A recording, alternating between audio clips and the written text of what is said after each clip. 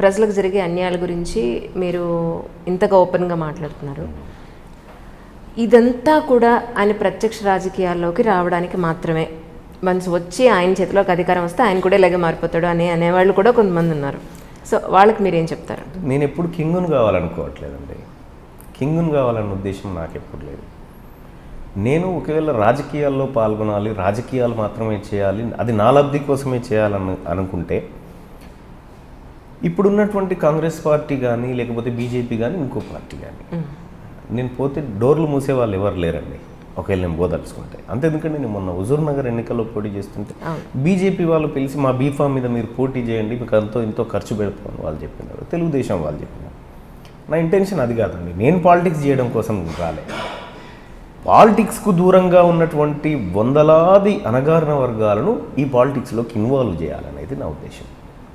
అంతే తప్ప నేను పాలిటిక్స్ చేసి నేను ఏదో కావాలి అని నేను ఆల్రెడీ ప్రకటించిన. తీన్మార్ మల్లన్న చనిపోయేటప్పుడు ఆ షర్టు పాయింట్ మాత్రమే ఆస్తులుగా ఉండాలని ప్రకటించిన. ఆ క్షణానికి నా ఒంటి మీద ఉన్నవి మాత్రమే ఆస్తులు, అంతే ఉండాలని ప్రకటించిన. ఏ ఆశ లేనివాడు నేను ఏం చేసుకోవడానికి నేను పాలిటిక్స్ చేస్తానండి? ఒకవేళ నేను పాలిటిక్స్ చేసినా ఈ ప్రజల మంచి కోసమే చేస్తాను. అందుకోసము ఆరోపణ చేస్తే ఎవరైనా చేస్తారేమో, ఎందుకంటే ఒక ప్లాట్ఫామ్ మీద ఉన్నప్పుడు ఆరోపణలు ప్రత్యారోపణలు ఇవన్నీ కామన్.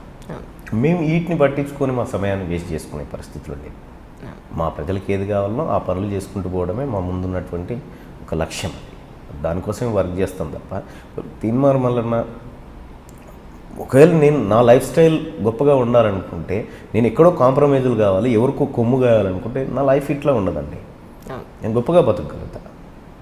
కానీ నాకు వచ్చే జీతం కూడా ఈ ప్రజల కోసమే ఖర్చు పెట్టి ఉత్తి చేతులతో ఇంటికి పోయినా మా భార్య గారు, మా శ్రీమతి గారు ఇంత నాకు అన్నం పెట్టేటువంటి స్థాయిలో ఉంది, ఆ ధైర్యం ఉంది. కాబట్టి మాకు ఎలాంటి ఆశ కానీ కోరికలు కానీ లేవండి. నేను కేవలం ఉత్తగా ఏమీ చేయకుండా చనిపోవద్దని డిసైడ్ అయింది. ఈ ప్రజలకు ఏదైనా చేయాలన్న ఉద్దేశంతో వచ్చిన వాళ్ళం తప్ప మా సొంత ఎజెండాలు, ఇందులో హిడెన్ ఎజెండాలు అట్లాంటివి ఏం లేవండి. సరే, ఇక్కడ అన్యాయం జరుగుతుంది, ప్రజలారా మేలుకోండి అని చెప్పని మీరు వీడియోలు చేస్తున్నారు, బాగుంది. ఎందుకంటే తెలియని వాళ్ళకు కూడా విషయం ఏంటి అనేది విపులంగా అర్థమవుతుంది. చదువుకున్నా చదువుకోకపోయినా ఏ కేడర్లో ఉన్న వాళ్ళకైనా సరే చాలా ఈజీగా అర్థమయ్యేటట్టు మీరు చెప్తున్నారు, బాగుంది. కానీ దానివల్ల నిజంగా ఉపయోగం ఉందా?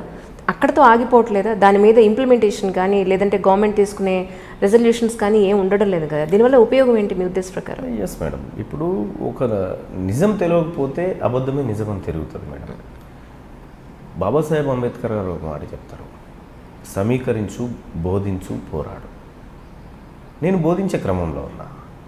ఏం జరుగుతుందో మా ప్రజలకు బోధించి పోరాడుతున్నారు కూడా, అది కూడా ఉంది క్రమంగా. అది నెక్స్ట్ స్టెప్ అయినప్పటికి కూడా అంటే ఆల్రెడీ ఈ రాష్ట్రంలో అసెంబ్లీ ఎక్కడ ఉంటుందో తెలియకుండా బ్రతుకుతున్నటువంటి కులాలు కొన్ని వందల కులాలు ఉన్నాయి మేడం. అసెంబ్లీ ఎక్కడ ఉంటుందో తెలియకుండా బ్రతుకుతున్నటువంటి కులాలు.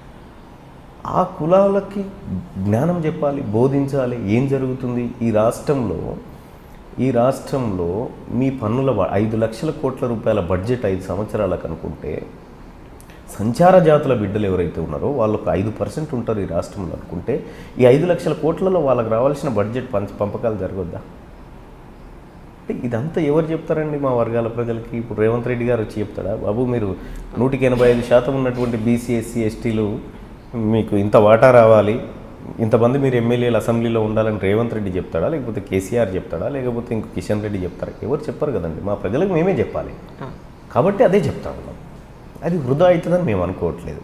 వాళ్ళకి తెలవనన్ని రోజులు అది మాకేందో అందని పదార్థంగా ఉండే. ఇప్పుడు మాకు పాలిటిక్స్ తెలుస్తున్నాయి కదా, అందుకోసమే ఇది వృధా కాదు. ఇది ఆరంభంలో ఉన్నాం కాబట్టి కాస్త ఇట్లాగే కనిపిస్తుంది, అజిటేషన్లోకి వచ్చినప్పుడు కనిపిస్తుంది ఒరిజినాలిటీ. అంటే బేసిక్గా మీకు కేసీఆర్ గారు అంటే బాగా ఇష్టం అని చెప్పని విన్నాను. యాక్చువల్లీ ఇష్టం. మరి ఎందుకు తర్వాత అంటే ఒకనొకప్పుడు మిమ్మల్ని పిలిచి కూడా ఏం జరుగుతోంది తెలంగాణలో మిమ్మల్ని పిలిచి కూడా ఆయన అడిగిన సందర్భం ఉంది, మీరిద్దరి మధ్య మంచి క్లోజ్ అసోసియేషన్ ఉంది అని చెప్పని విన్నాను. నిజమండి? ఎస్ అండి, నిజం. కేసీఆర్ గారు నేను కలిసిన మాట వాస్తవం. మేము కలిసింది ఒకే ఒక్కసారి. అంతేనా? ఒకే ఒక్కసారి. అంటే పరిచయస్తుడు. అంటే టీవీ తెరల మీద ఆయనని నేనెట్లా చూస్తానో నన్ను ఆయన ఎట్లా చూసేది. రైట్. అంటే కొద్దిగా అంటే కేసీఆర్కి ఎట్లుంటుందంటే ఏ మనిషి అయినా కొత్త ఇప్పుడు పరిచయమైన మనిషిని కూడా మొత్తం 100 ఏళ్ళ నుంచి తను నా ప్రయాణంలో ఉన్నాడన్న యాంగిల్లో ఆయన యాక్టింగ్ ఉంటుంది. సో యాక్టింగ్ సో మేమిద్దరం ఫామ్ హౌస్లో ఒకసారి 2014 ఎన్నికలప్పుడు నువ్వు రావాల్సిందే అంటే నేను రానని చెప్పాను.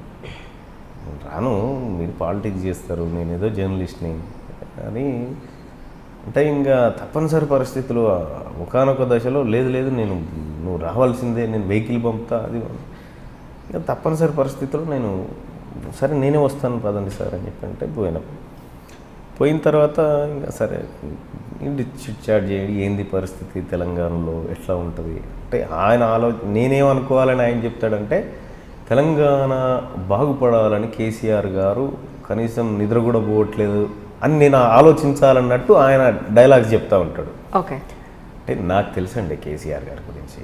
అంటే తను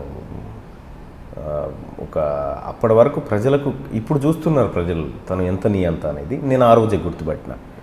మీరు రావాల్సిందే, మనం కలిసి పనిచేయాల్సిందే అని చెప్పిన తర్వాత నేను కిందికి వచ్చి ఫోన్ స్విచ్ ఆఫ్ చేసి 15 రోజుల దాకా ఫోన్ ఆన్ చేయలే. నీతో కలిసి పనిచేయడం ఇష్టం లేదన్న ఉద్దేశంతో. సో కేసీఆర్ ఏందండి, అప్పుడు ఎవరు ఉద్యమం చేసినా వాళ్ళతో కలిసిపోయినాం. కేసీఆర్ అంటే ఆయన అప్పుడు అన్నమాట ప్రకారం దళిత్ని సీఎం చేస్తాను అన్న మాట ప్రకారం చెయ్యట్లేదనే ఉద్దేశం మీకుండడం ఆయన చేయడని మాకు ఎప్పుడో తెలుసు. మళ్ళీ దాన్ని అడిగి మేము మమ్మల్ని మేము తిట్టుకున్నట్టు అవుతుంది. అందుకోసం ఆయన చేయడు. అదే కాదు, ఏది చేయడు. ఏదైనా చేసేది ఉంటే కేటీ రామారావు